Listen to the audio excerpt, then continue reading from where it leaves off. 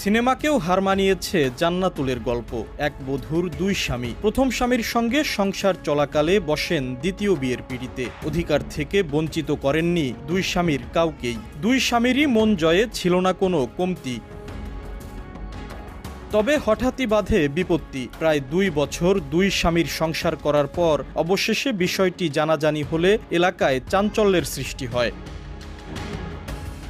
4 বছরের প্রেমের সম্পর্কের পর 2022 সালের 27 অক্টোবর নোটারি পাবলিকের কার্যালয়ে হলফনামার মাধ্যমে গোপনে বিয়ে করেন রাজবাড়ী সদরের আলীপুর ইউনিয়নের ইন্দ্রনারায়ণপুর গ্রামের সাগর শেখ ও আলীপুর গ্রামের জান্নাতুল ফেরদৌস। পরিবারের সবাই প্রবাসে থাকায় বাবার বাড়িতে একাই থাকতেন জান্নাতুল। সেখানে যাতায়াত করতেন স্বামী সাগর শেখ।